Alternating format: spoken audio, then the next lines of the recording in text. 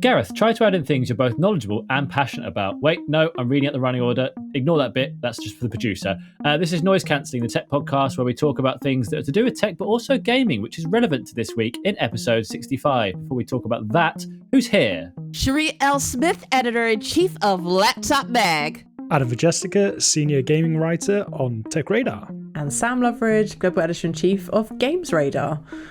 I get the and Gareth Beavis, global editor-in-chief of TechRadar. Thank you. You know, it's like that bit at the end of the. But you're famous, Gareth, so it's all right. That's why you know it's when you get like the order of actors and cast and stuff at the start of it. They say at the end and starring blah blah blah. You know, just because it's like, and we've also got this person, so they're very, very impressed. Actually, that's really unfair. Sam, you are an excellent guest to have on here. We've wanted you on for a long time. We're very excited that you finally managed to make it. Thank you for joining us. GamesRadar, an excellent website, I think we all agree. Mm-hmm. And I hope everyone who's listening to has enjoyed it. Sam's doing a fist pumping moment. Yeah, I just remembered it's a podcast and people can't see me, so it's fine. Just ignore me. So, as you're probably aware, Sam, because you're of course a massive fan, I've listened to all 65 episodes so far. Exactly. We start off with the big question this week. Well, every single site, it seems, has suddenly realised that people want to know about cryptocurrency. It's very confusing. There's blockchains, there's decentralized ledgers, there's dogs, cats. Michael Owen, the footballer in the UK, has got his own cryptocurrency. It's quite a mishmash of things. But I did not know that. Did you not? And all the fungibles, are they different? I don't understand. Let's not get into the non-fungible tokens, because that's even more confusing. It's like literally anything can be sold for millions of pounds. So just skip over that one. But the big question this week is, given the fact that anyone can seemingly start their own cryptocurrency, what would you name your own cryptocurrency and why? We're going to start with Sam. Sam, welcome to the podcast. What is your cryptocurrency and why? I'm going to call it Pokecoin, because it feels like that should be one that already exists. And I feel like some of them raise money for like good causes as well as being like a currency, right? I might be wrong in that, but that's true. There's like the ocean coin and stuff where trying to save the oceans. That's what I thought. So I thought, because Pokemon are like species that are trapped in captivity inside the Pokeballs, then the proceeds from Pokecoin should go to help endangered animals that are kept in captivity. So that would be my cryptocurrency. And you could make it really cute with Pikachu's face everywhere, which, why don't you want that? I wonder if you're allowed to do that, because obviously Dogecoin was a meme made into a cryptocurrency and now it's just the big thing. I feel like Nintendo would have something to say about it. Yeah, I feel like that's the thing. They'd take a cut, so you don't want that. Just call it Pokecoin instead, and they'd be like, it's definitely not a rip-off of Pokemon. Definitely not. Yeah, exactly, yeah. Pokecoin. Sherri, what are you thinking? Because headphones are life, which means music is life, I would call mine Jamcoin, and the proceeds would go to music and arts programs throughout the world. That's good. Okay. Oh, that's just nice. Got to stick with your passions. Yeah, I know. And if everyone hasn't seen just the amount of great work that Sherri does, it is incredible.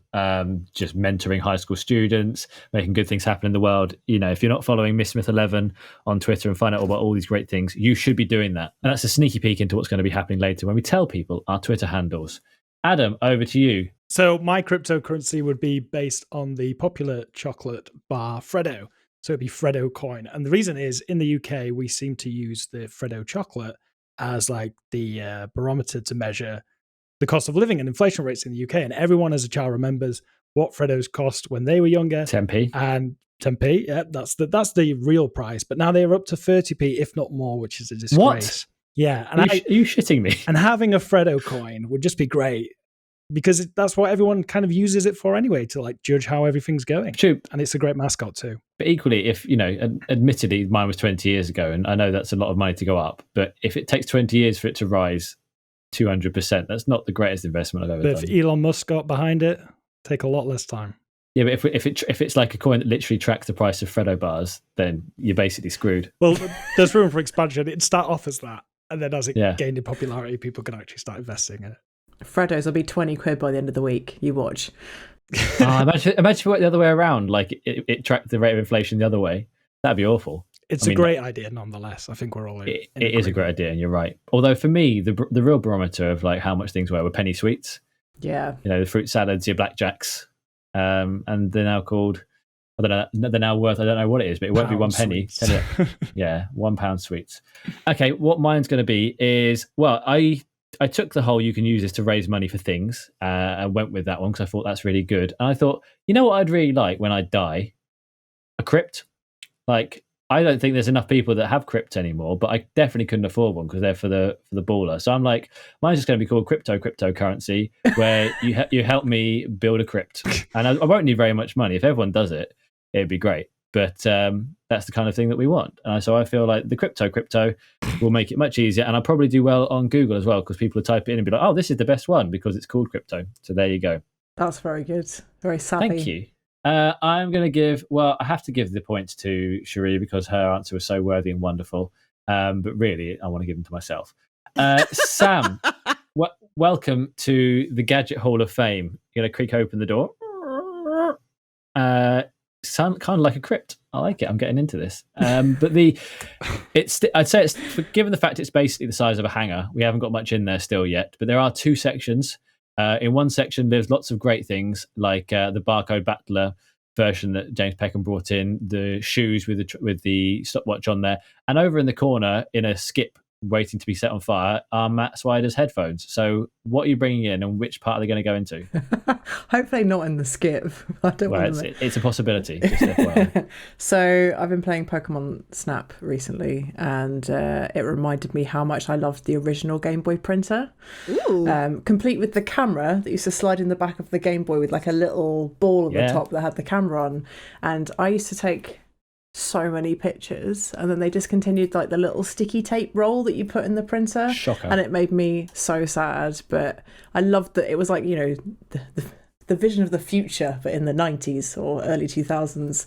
And, you know, the idea that I can't do that now. I mean, I'm so close to buying that Instax printer for new Pokemon Snap. I can't tell you, but I'm like, I don't need a £110 printer just for Pokemon Snap, but I'm this close. But yes, the Game Boy Printer is one of my treasured childhood memories, and I mean, I had every Game Boy accessory going, but it was that one and the ability to sort of like print off, you know, early screenshots, I guess, and really blurry pictures of my friends with like horrible stickers on them. It just takes me right back. If you had to choose one, and you could only bring either the Game Boy Printer or the Game Boy Camera, the printer. Which one would you go? Because I love stickers. But you can't print anything because you haven't got the camera. But Gareth, you can still print stuff. Wasn't there a game attached to it, so you could like just make little pictures and like cartoons and stuff, and then print them off? I remember it being like you could just print. You could take pictures of yourself or people and do stickers around them. But I thought it was only linked to that. I don't really remember. I was quite young, so I didn't have Google to work out how everything worked. Although I must say that you've had 2 questions, and both of them being Pokemon related, and above your head, which no one can see, is a Pikachu. That's fine. He's actually got a little clocky tail. Look at him go. Ooh. That's I love him. I used to have a different chair so you could see him, and now you can't, but I need to move my desk around. But for long-time fans of the podcast, people remember something that I'm still scared about, that behind her, Sherri has got a Furby on her shelf, but it's been dormant for 5 years, and it just suddenly started speaking after we started talking about it. I mean, I'm still alive. So yeah, one episode we started talking about it, and like it came alive, and I thought I was gonna die, but I'm still here. I'm still alive. I have not been possessed, and there have not been any paranormal activities or anything of the like. So you know, we're good. We're good. The Game Boy Printer is 100% going in. It's nostalgia to the max. yeah, Love it. What was your first gadget though, Sam? my first gadget, well, like of all time, or gaming gadget. I mean, obviously not like legally, but in terms of memory, what do you remember the first thing getting? I remember my grandfather having like the Game & Watch, the plumber one. Grandfather? Yeah, my grandfather. Is that really posh? No. That's a cool grandfather. That was just more the fact that just the demographic of. He was very cool. Like he loved anything techie, especially if it was to do with like planes. So yeah, he was a big fan of Flight Simulator and things like that. So I think stealing that off him when I used to go visit him was like I think the first time I sort of experienced games generally, and that seems to be like my earliest memory of tech generally, apart from my dad's massive car phone, which was such a dangerous thing in hindsight.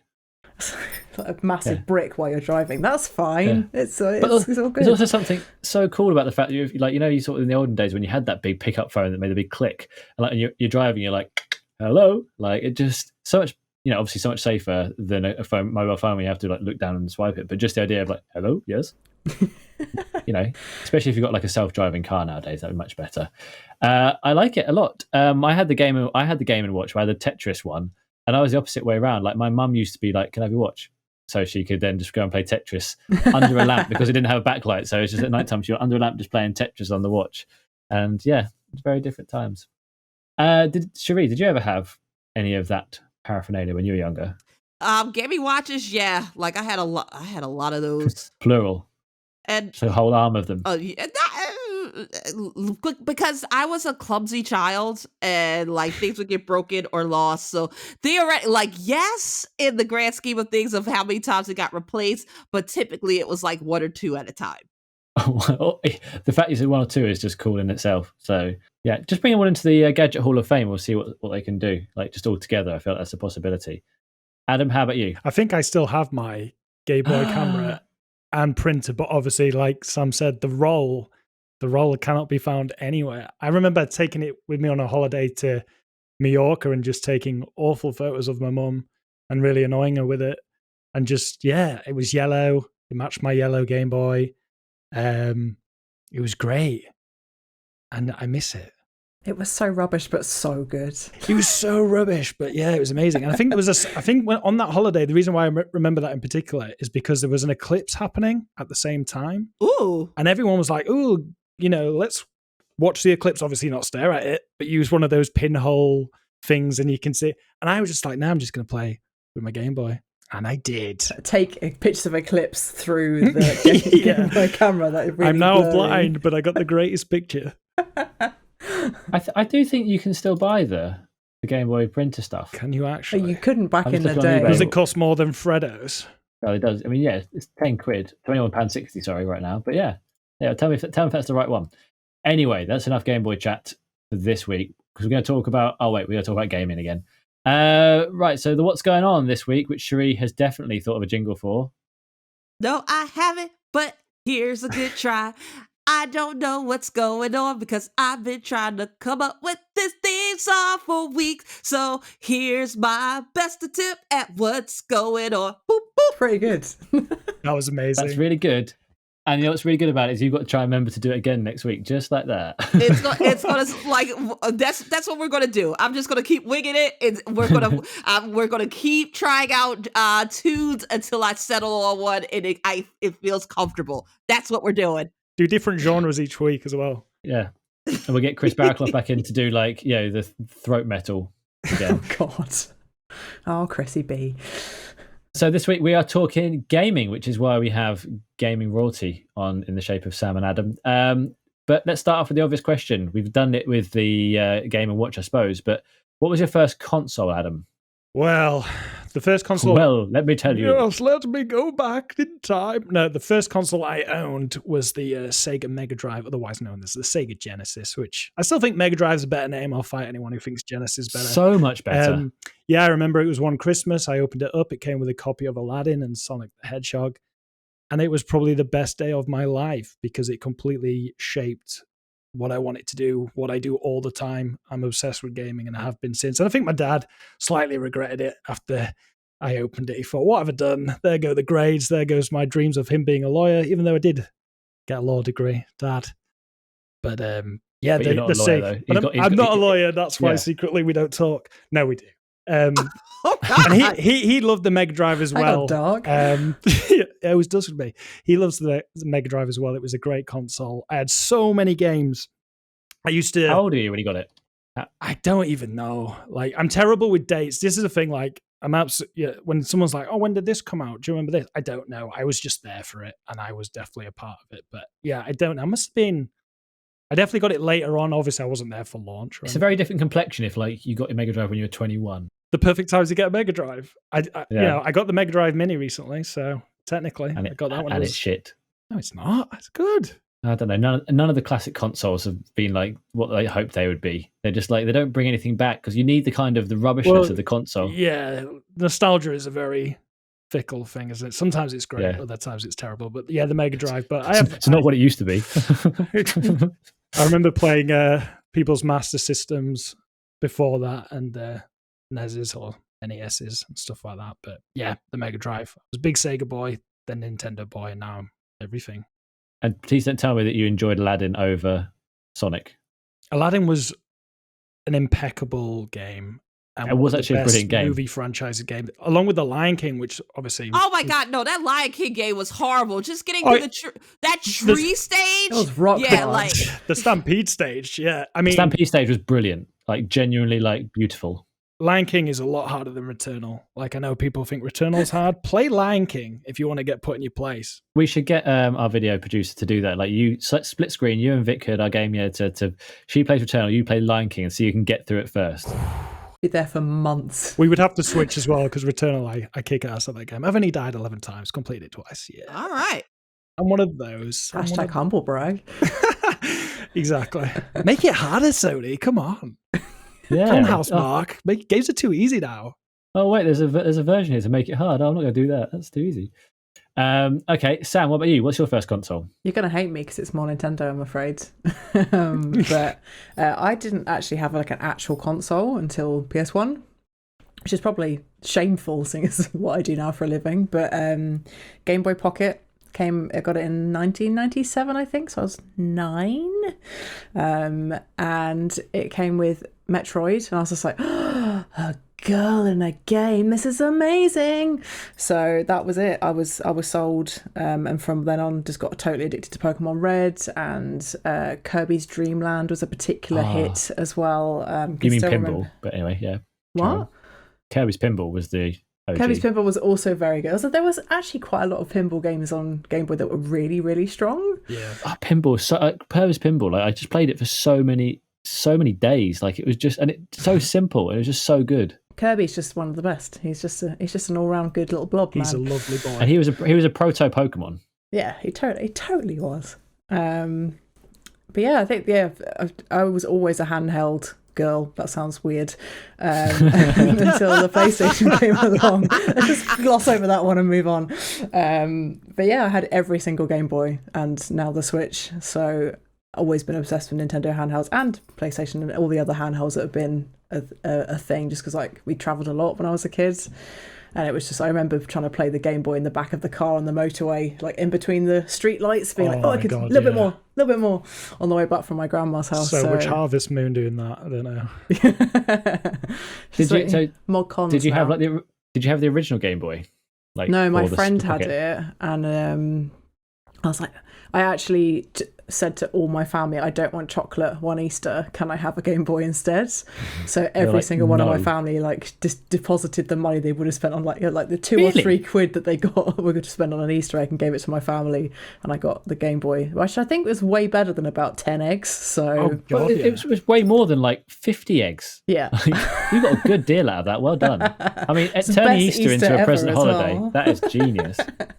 I mean, it shows how old I am that I got a Game Boy, the original one, late for my 11th birthday.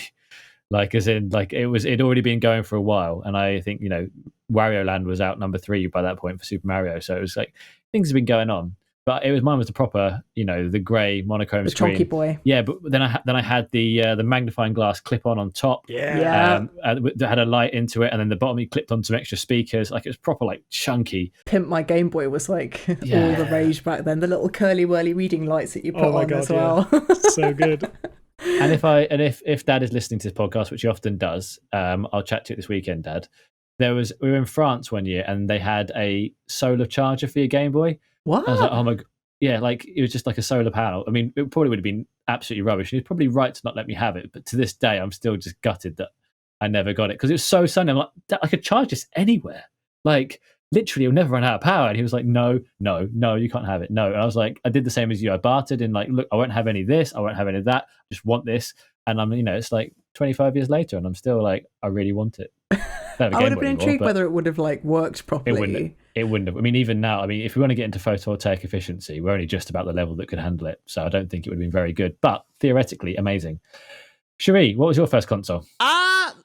Again, Nintendo, the original NES. I was 6 years old at the time, but the first console that I was ever exposed to was an Atari 2600 and the likes of Pong. So that ignited my love of gaming. Then my cousins got the NES. And I was like, I want it. I need it. I needs it. Give. And that was the best Christmas ever. Ever. With what game? It was the Super Mario Brothers Duck Hunt combo. Literally, our stories are exactly the same, apart from I was 7. But I had that with the combo, and my first exposure was to a Pong game, which my mum had when she was younger, and I found it, well, she brought it back from my nan's or something, and played it, and Dad eventually fixed it so it worked. And yeah, I played that for a bit on the TV. I was like, this is all right. And then when I was 7, I got that with the. Did you have the light gun as well? Yes. Ah, so good. Yeah. What was the second game you got on the NES or the NES? Sorry. Solomon's Key. Mine was Turtles, Teenage Mutant Ninja Turtles, and my God, that was a good game. Mm-hmm.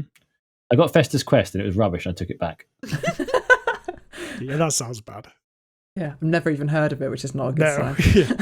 Yeah, I love Uncle games like Fester that. on a quest. Yeah, There's a game I got on PlayStation called Cheesy, and it's a mouse who goes around this weird dungeony laboratory, and it's probably one of the worst games I've ever played. And you think, looking back, well, it was going to be. It was called Cheesy. Was it with a Z as well, or just? I don't think it was. I don't think they went that far. But I think it had like load screens. I know we're in the age of SSDs now on the new consoles, but it had load screens, literally like every transition per level. It was awful. YouTube it. You know what we should have done for the big question now I think about it? The worst mascots. Ah. what you mean, like the characters from games? Yeah, like Bubsy immediately comes to mind. I knew you were going to say Bubsy. You knew it! I had to. I can't think of a bad one. Oh, there are so many. Do you remember Zool? He was cool. Yeah, Or he was cool. Gex the Gecko. Gex was awesome. Yeah, he's pretty awesome. Croc's amazing. We need Croc. another Croc game. Bring that back. Legend of the Gobbos. Right, let's skip past what used to happen, just because we're just essentially making sounds, not even words anymore to some people listening to this. Gex, Gobbo, bleh. And let's talk about things that we've actually done as in our grown-up worlds. Adam. No such thing. Yeah. Yeah, I know, right? We're just pretending. We're masquerading as adults, as children. But Godolphin knife! gaming events, like Yes. how many have you done? What's been the worst situation you've ever been in when you've been around people trying to show you games all at once? I've been to quite a few. My first ever gaming event as press was an event Game used to do. I think it was called Game Fest, the retailer in the UK Game. And I remember the worst part of that event was, to be honest, the whole arena just smelled very, very wrong and very bad. And that was the lasting impression I got from that. I've since had much better experiences. I've been to the Tokyo Game Show 3 times. But sadly, even though that was my best experiences there, it was also one of the worst because when the PS4 was first coming out, they decided to show it there, and the queues were just absolutely insane. And I was like, I'm here, I'm going to queue for them. I queued for Knack. I queued 2.5 hours for Knack. Not for Knack. And not only did I queue 2.5 hours for Knack, my back like seized up, and it led to the fact that when I got back to the hotel in Akihabara, I had to have a massage. But it led to the best ever massage I've ever had. This old lady turns up with a towel, and she's like, okay, massage. I was like, yeah. And she just did it like a shiatsu massage all through the towel on this tiny little bed. And the TV was blaring away. And it's, to this day, the best massage I've ever had. And I also played Knack. So you can blame Knack for your best massage, basically. Yeah, so it was like the worst thing, but the best thing at the same time. So yeah, TGS is still the best event for me. Still want to go to E3 one day, but obviously that's not been possible recently. But yeah, I love Tokyo Game Show. It's so busy, but it's there's nothing quite like it. I mean, this is completely nothing to do with gaming, but that reminded me of the actual worst massage I've ever had. Oh, God. Yeah, I mean, it didn't like take a weird turn. But I was in, I went to Jakarta. It's such a bad story. I went to Jakarta because I was trying to run in all 4 corners of the globe for like this big running challenge. And one of them, so I needed to run in all 4 quadrants of the globe, and that's the one I hadn't done. I was on a press trip in China. I was like, right, I'm going to do a short hop over the water to Jakarta. It was the easiest one that had a half marathon going. Off I went, and long story, but I genuinely accidentally got really drunk the night before, the half marathon. Got in really late, blah, blah. Sure. Yeah, what? Yeah, how do you accidentally get drunk? Oh no, this booze just keeps pouring itself down my throat. Oh no. I've seen off some sambuca. No,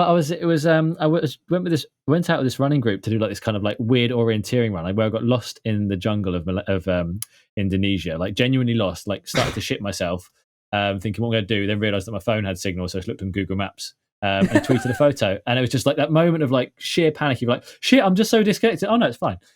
Just a complete drop back down again. But anyway, got back to there. It turns out it's a running and drinking group. And I was like, no, I can't do it. I've got the half marathon tomorrow. It's fine. They're like, well, you've got to do these 2 beer shots. I'm like, beer shots don't count because they're just nothing.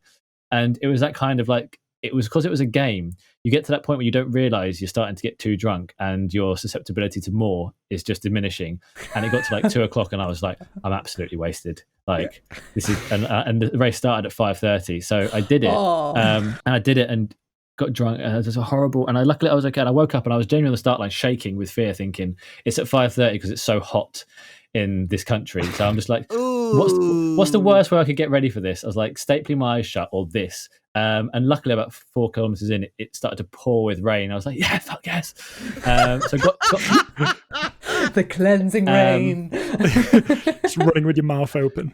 I got through it, and then I got back to a hotel. I was like, right, I'm just going to find, there was just like this complex. I'm going to find a massage. Fine, off we go. I went in and I said, massage? Like, yeah. I was like, that sounds positive so far. And they were watching Blade 3, which was just amazing in itself. As they do. Yeah, exactly. And then just as he finished, he's like, right, I'm going to use this stone for strength. And I was like, all right, cool, do what you want. Have fun. And he said, right, it's a bit red. Don't worry about it, though. It will calm down. And I said, all right, not a problem. Got back. I'm going to share my screen with you now. This is what happened.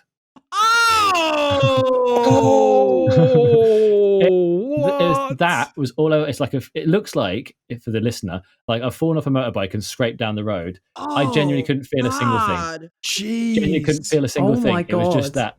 Could you smell your skin burning? No, it was fine. It was, and I got like I saw it. I was like ran into the room. I was like, oh no, I'm already I'm still coming down from drink. That is shocking. I got a white towel out and laid down on it, and there was no blood or anything. I was like, what is happening? And he said it'll be faded by tomorrow. He was a liar. It wasn't faded. Is it still there? No, exactly. I did go to the doctor about it though, and he was like, no, you're fine. It hadn't gone down when I got back. Was this the drinking doctor? No, it was a different one. I completely derailed stories about international travel. Sam, you've been to E3? Have you been to E3? You've been 4 billion times. What's the best thing that's ever happened to you there? The best thing? E3 being the gaming conference around the world. I think just going for the first time. I was like a big kid in a candy shop. I just couldn't believe I was there. So it'd been like, the sort of mythical Disneyland for so many years. And just seeing like, Just Dance in the middle going, and just all the games being there, and it generally felt like a dream come true. And like I was just like, someone's going to pinch me at some point and go, get out, you shouldn't be here. But yeah, I think just going was just the highlight, and anything else that happened there was just like, oh, this is just added bonus. Seeing the games before release and chatting to all the developers and just seeing people from the industry, it's always like the a big gathering of people you haven't seen for ages as well. So it's just like it's just all ticks, apart from the hangovers and being really stressed and being hot all the time. I'm very much a cold weather person, but yeah, it is generally a really good time. But what's the worst thing that's ever happened there? The worst thing, one of our colleagues' badges got cancelled by mistake. So there was a massive panic about the fact that she travelled all the way there and it maybe wasn't going to happen, that she wouldn't be able to get in. So that was like probably it wasn't you though, thing. So it's fine. It wasn't me, no, but I'm a warrior, so anything that happens makes me panic. But yeah, I don't think I have any bad experiences. Someone like fainted after a VR like demo, which was pretty scary, but nothing bad has happened apart from bad smells that Adam was talking about. But that's usual for gaming conferences, really. Sadly, yeah. This is all good. It's all good. So, Sherri, you've been to E3. Do you think it's going to happen again, or is it gone for good? Now that CES is back, everything else is coming back. I cannot wait. I live for shows. I have been dying to take my new staffers, my babies around the world. It's one of the best things about being a tech journalist, and I have not been able to do it. And I am so excited to take them to CES, because it ain't a CES party unless I am there. I know how to. I make CES so much fun. Anyone that's ever been to a CES with me will testify to this statement. I know all the secrets. We work hard, we play hard. It's amazing time, and CES is my favorite show, so I'm always hyped about CES. But like E3 is most definitely coming back. I'm hoping that this time around that they will bring it back to press only, because with COVID and all that, they don't need all those people. Just make it about the press, like it was meant to be. I mean, we've been through this before, but I completely disagree about CES. Vegas is just not a nice place. Nope, I love it. That's the only way I will go to Vegas. I do not believe in Vegas any other time. Okay, it's just a myth. Every other time of the year, it's just a desert. Yeah, like I have shot a AK-47. I've gone bungee jumping. I've been in a Formula One race car. I've been in more limos than I can count. I eat great food. I've seen Drake. I've seen Earth, Wind, and Fire. I've seen Sheila E. I've literally done none of this. Can I come to CS with you? I want to come, yeah. I haven't seen Earth, Wind and Fire before, but I want to go again.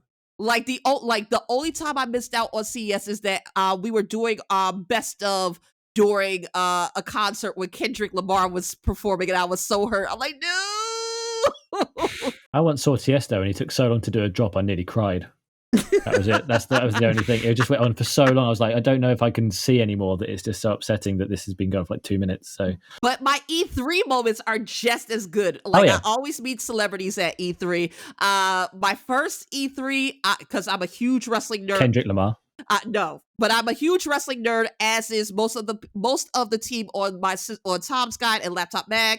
I met Sheamus. And I almost got into a fight with his security team because one of them shoved me, and the New Jersey, New York came out and be like, it was about to be on, and then I just see this huge alabaster ginger man. I'm like, oh my God, it's Sheamus, and he had just started wrestling, and he was like, oh my God, this black girl knows who I am, and we both had the biggest smiles on our face. That was awesome. Then another E3, I was coming out of a demo with NVIDIA. And it was so funny because I just I had taken a couple of the reps out for some drinks, and I drank them under the table. Everyone was like, "What did you do, Sherri?" I'm like, "I don't know what you're talking about," because I came in smelling like a rose, and I'm like, but like word to the wise, don't play drinking games with me. You will lose. But anyway, back to this story. So I get out of the demo, and who is walking down the corridor? None other than Austin Creed, a.k.a. Xavier Woods of WWE, The New Day, Up, Up, Down, Down. And he is shooting for Up, Up, Down, Down. And I'm like, oh my God, it's you. And he's like, oh my God, it's you. It was hilarious. Are you saying that he knew who you were? No, but he just played along because okay, good. Because I was literally this random person. I'm like, oh my God, it's you. And he was just like, well, I'm going to do the same thing. It was hilarious. And I also have hung out with Reggie Bush and his lovely wife at E3 until like 4 a.m, having a great time. Like, listen, go to shows with me. You will not regret it. I really want to. Please, can we make it happen, Gareth? If we listen to the last, I thought this was going to be a really in-depth section around like the world of gaming and everything. But genuinely, the best story I heard from you three was Adam queuing for Knack. Oh, but like I do have a Mark Cerny story though. Okay. Like at South by, I'm like this. I went. Sony always has like this experimental booth thing. So Cerny was there, and he was doing Res. Who is he for the listeners? Just so everyone understands. Mark Cerny is he made Knack, and he made a lot of big name games that are more popular and more beloved than Knack, very much so. And he is standing there putting people into a synesthesia. I can't even say it right, but basically a sound as physical touch suit. So I am basically have speakers all over the place, and I'm playing Res Infinite, and every time I level up, like it's vibrating. There's all this sound, and like head to toe, just boop, boop, boop, boop. Like it was amazing. Well, that's pretty good. KJ Inafune smiled at me at TGS. That's the creator of Mega Man. And I smile back. We had a moment. Oh. Yeah. Oh, well, Honestly, that's like one of my favorite memories. How sad is that? You should want to come and get a massage. I know a great lady. Look, that lady, she's probably not with us anymore, sadly, but she was a pro. And speaking of massages, Fast Company used to have. I used to work at Fast Company in a past life, and every other Friday they would have no, actually it was every Friday. They would have this massage guy come in, and you would pay $10 because they would subsidize it, and you would get 30 minutes in an office, and he would give you a massage. You would choose your music, and he was the best. But he had a butt fixation. Like your butt would be so like. It would feel so free after the massage. Yeah. Like everything else felt great, but he would just spend a lot of time on the gluteus. And you'd be like, and we would all talk about this at the office. Like he is doing, because I'm like, I thought it was just me, but no, he just had this butt thing. So your butt, like you just walk out like floating, but your butt would really just be like on another planet. A good masseuse knows how to work the butt. And I've been to many chiropractors and they always tell me I carry a lot of tension in my glutes. So if they can work the glutes, it's good for me. I encourage it. I'm genuinely trying to make this about gaming. It is impossible. Sam, PS5, is it better? 6 months on, is it any good? I'm excited that games are coming out. It has felt like That's useful. difficult to sort of. Obviously, the PS5 is a great console, but it's been hard to sort of you can't blink and well buy it, and then there's not really been anything beyond that sort of November period where anything's really come out that you can go, oh, now you must buy a PS5. Returnal is a great game, but it's definitely not going to be for everyone. But it seems like weirdly Ratchet and Clank, which I feel like has been quite a niche game for a long time, although one of my personal favorites, is the game everyone's talking about as going to be like the system seller. And thank goodness, because everyone needs to appreciate Ratchet and Clank. Yeah. I love Ratchet and Clank. I have played every single Ratchet and Clank, and I am so excited to see this come back. But dear God, I need games. I need games from PlayStation. I need games for Xbox. Especially Xbox, you've been buying up all these studios. Where are the games? Where are they? I need them. It is a desert wasteland over on Xbox Town at the moment. I'm not trying to disparage Game Pass. I love Game Pass. It's awesome. It is the future of gaming. But dear God, I need some new original IPs that are not third party. Help me, Xbox, please. But I just started Resi 8, and I am enjoying it so much. Poor Ethan in his hands. Ethan just does not get to have them. At this point, he just needs to get. I honestly don't know what's happening. Like Sam just did an annoying motion on her hands and everyone laughed. We can't spoil it for you, but let's just say the protagonist, he and his hands are constantly in trouble. It started with Resi 7, and it's just going through 8, and it's just like, man, at this point, you just need to get some cybernetics and call it a day. Wear some gloves, mate. Boys, bulletproof gloves or something. I don't know. Something. It's funny you say about the Xbox, because 6 months on, I was very much under the same impression as a lot of people seem to be. Like the Xbox Series X felt nice. It felt quick and powerful, but obviously the games were lacking. However, because of Game Pass, because of FPS boost, because of Quick Resume, it's definitely the console I've been using the most. I just feels like every week Xbox has like some sort of announcement. And yes, I'm playing older games. And yes, it's games that have been enhanced, but it's nice. I mean, I am playing trashy games thanks to Game Pass, and I'm enjoying them. Like I downloaded cheesy. No, somehow hasn't been made for the Xbox yet. But like Bestes Quest. No, still you can request it though. I'm sure. Castlevania. That's probably on there. But I've been playing Second Extinction. It's not a great game, but because it's on Game Pass, it's one of those games which you just get a couple of mates, go and kill a load of dinosaurs and have a good time. While the PS5 is definitely more of like a waiting game for those big games. And obviously they come with a big price point. And I personally loved Returnal, but yeah, it's definitely not for everyone. But Ratchet and Clank is going to kick some booty. Booty. And female Ratchet. Yeah. What's her name? Rivet. Good name. Great name. I'm just trying to get involved in the conversation because I've got no idea what's going on. I haven't got a new next-gen console. I was trying to help. You had one. I did, but I gave it to a child to make their Christmas after they were cruelly theirs was scammed. So essentially, how much did you overcharge for that? I didn't overcharge. Just sold it at price. Yeah, we'll believe you. Yeah, didn't even charge for postage because I had to send it down to where I used to live. So because so you actually made it a loss. So it was one of those things where someone from school got in contact and they knew that we were doing the Pig Gets Rice. They're like, we haven't spoken in ages, but this has happened, and I was like, look, I just happened to accidentally have bought one. So here you go. And genuinely, it made their child's Christmas, and it's one of my greatest stories, and you can't take it away from me. So there you go. But it was one of those things that was amazing because back at Christmas, the PS5s were so sought after, and she was so worried that she parked outside her dad's house at night because that's where they're doing Christmas, and like covered it up and like just snuck into the house so no one could see they had one in case that's hard to do as well. Broken in.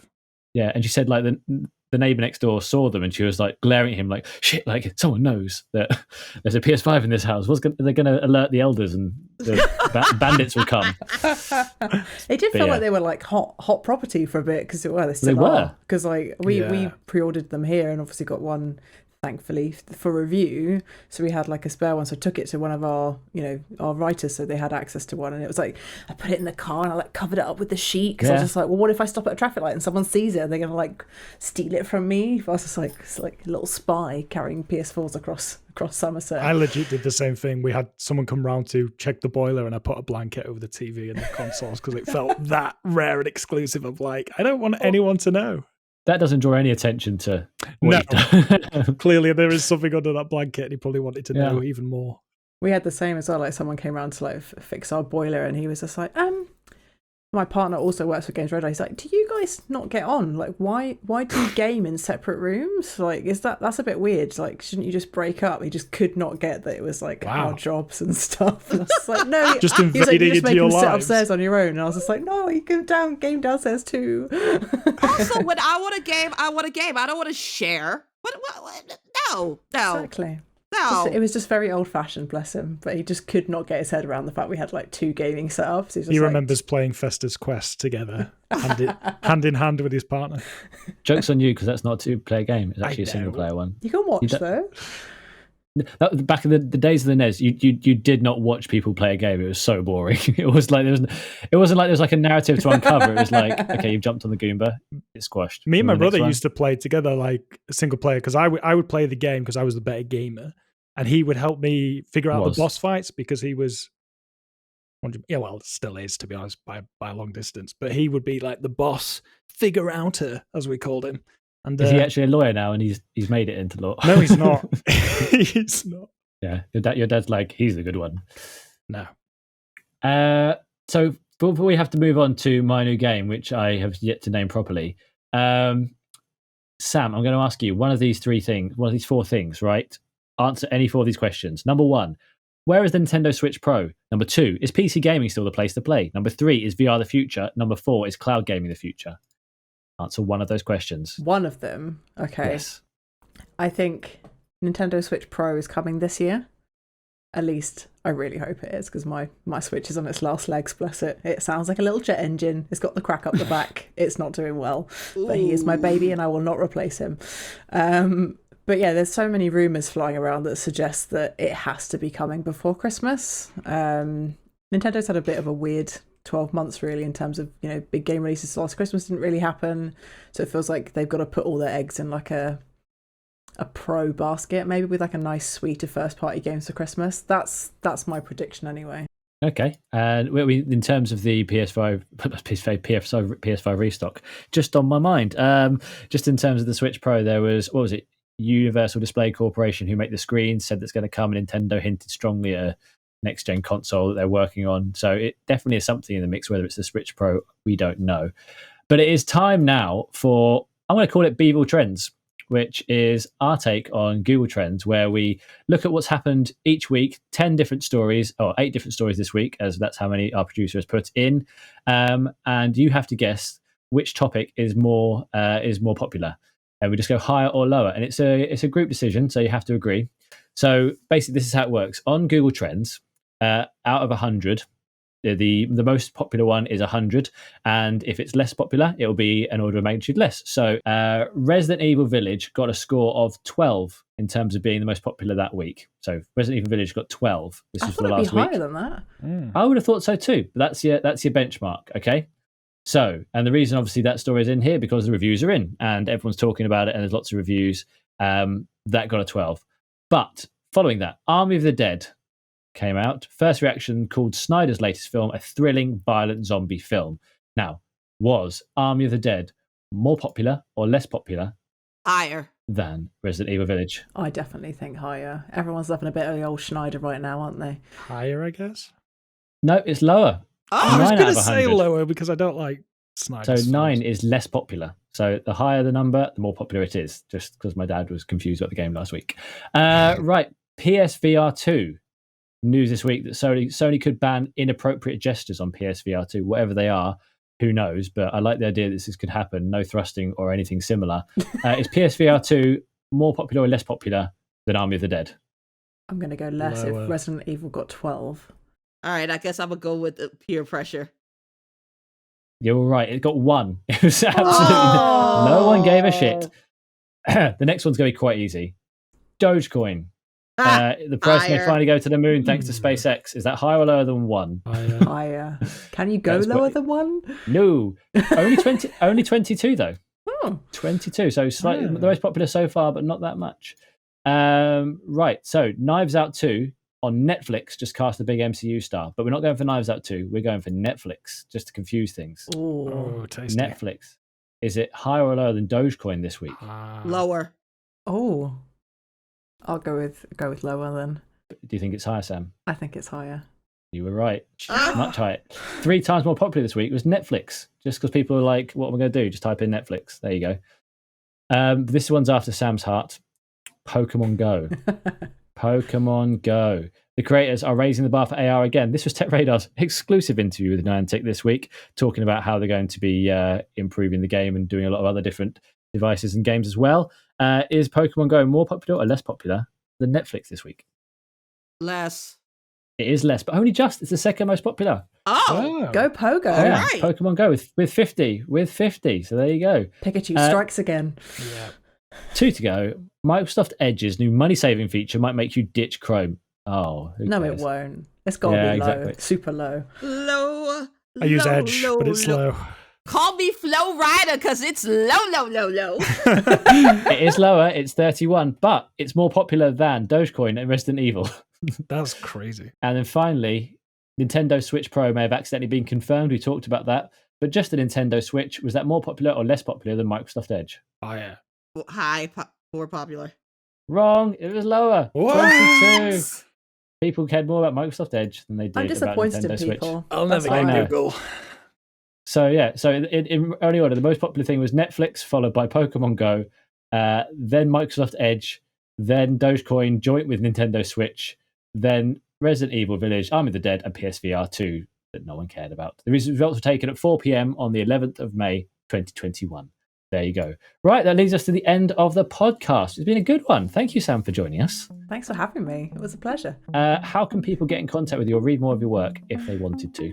On GamesRadar.com, or I'm occasionally on Twitter at Apache Rose 3, and yes, it is from the Red Hot Chili Peppers song, and I apologise. That's fine. Sherri, same question. You can catch me on Twitter or Instagram at Miss Smith11. That is MISS Smith. 3 S's, not 4 S's, not 2 S's, but 3. The holy trinity of S's. You can also find my work on Laptop Mag. Please go there and check out my babies. They work incredibly hard. They do great work. We are killing it with the crypto right now, as well as the laptops, because there were a whole bunch of embargoes this week. So go there to read about them. Laptops, tablets, VR headsets, headphones, you name it, we do it. And as always, laptop then, laptop now, laptop forever! I feel like I've undersold myself now. I need I was to channel Sherri now. We do like games and shit on GamesRadar. Games And Doctor Who. shit. Yeah, sometimes. Yeah, okay. Adam, how about you? You can read my work on TechRadar, which is a fantastic website that I I'm obliged to say, but it is. And it has great spicy opinion pieces from myself about the gaming industry. And So what's going spicy. on there. Very spicy, very tasty. So spicy. You can follow me on Twitter at It's Mr. Products, and you can also follow my dog on Instagram at Lily the Sheep Pup. What do you mean no? What do you mean Oh no? my god, I want to follow the puppy. At Lily the Sheep with an A pup. She's doing really well on there. Some great content. Please, yeah. I'm not backing your influencer career. What do you mean? It's her influencer career. It's nothing to do with me. She takes the did she photos say- of herself. She posts the captions. Does she? Yeah. Did she create the account? Did she update the password? Oh my god, look at that face! Yes. That is the freaking cutest. She's got a new follower. New So follower already obtained. Put More important than my personal account. Put the username, put the name in the chat so I can Yes, follow that. Oh my I god. will. But yeah, also TechRadar. Yeah. Dogs, TechRadar, everything else. So I'm Gareth Beavis. You can follow me at SuperBeav. It's not named after anything, but it's equally as embarrassing as Sam's is. But I'm living with it. I don't mind. You apologise for it. I'm fine with mine. So I don't ever have a problem with it. But yes, do follow me there because you won't get any tweets because I haven't done any for ages because that's so passé. But TechRadar, that's all over Instagram, all over TechRadar. No, that's already a thing. All over Twitter, all over Facebook. You should go there and follow those, and then go to the actual website where we do most of the work, and we try and do good stuff. I think we do achieve it, don't we, Adam? We do, definitely. In between the spice, especially. Thank you for listening to Noise Cancelling episode 65. I can't believe we've nearly got to 2/3 of a century. It's quite impressive, Sherri, isn't it? It is. Yeah, I mean, it's not really a milestone that we can properly call, but I've only recently found out what episode we're on each week, so I'm really trying to lean into it now. Thank you for listening. If you do like this podcast, we really would like 5 stars on Apple, a review to say, oh, it's really good, and I'm not Gareth's dad would be lovely, so that would be nice. Although he is a supporter, thanks, Dad. Looking forward to speaking to you this week. But yeah, please do leave us a review. It really helps people find the podcast. We're very proud of it, and we will speak to you all next week. Bye! Bye. Bye.